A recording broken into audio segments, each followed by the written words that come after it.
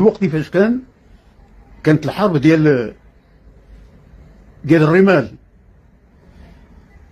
لا سوا ديزون غير دي سابل entre le Maroc avec son armée et l'Algérie avec رجال المقاومة اللي كان عندهم. الجيري ما كانش عندها اون ارمي ريغوليير، كان عندها غير جيش التحرير. جيش التحرير اللي تقاتل مع فرنسا لعدة سنوات ما بين 1954 حتى 1962. المقارنة ما بين المغرب وما بين الجزائر في هذيك الوقت ما يمكنش نديروها.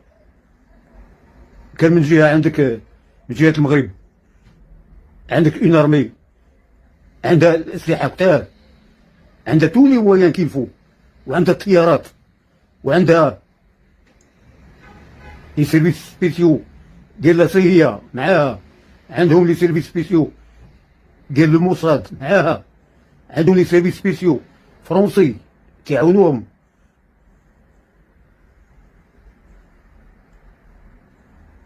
وعندهم بالاخص الامريكان تعاونوهم مزيان، الارمي امريكان. انا شفت بعينيا في لاباز ديال تقنيطره الطيارات ديال الامريكيين اللي كانوا كيتصبغوا، وقيلا ما نشوفوا اللي كيتصبغوا باش يتسماو طيارات ديال المغرب. هادشي شفتو انا بعينيا، ماشي شي حد اللي قال لي.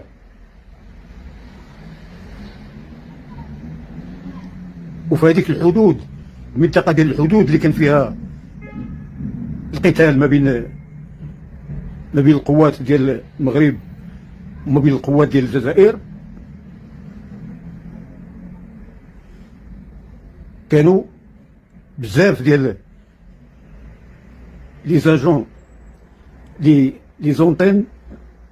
زونتين دانفورماسيون.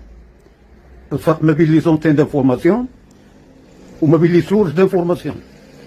لي زونتين دانفورماسيون وهما دي بوليسيي دو كارير ديال لو كاب 1 اللي كانوا امبلونتي دون توت سي ريجيون، اوبجي ديال هاد الكونفلي فرونتالي. هادو كانوا دي بوليسيي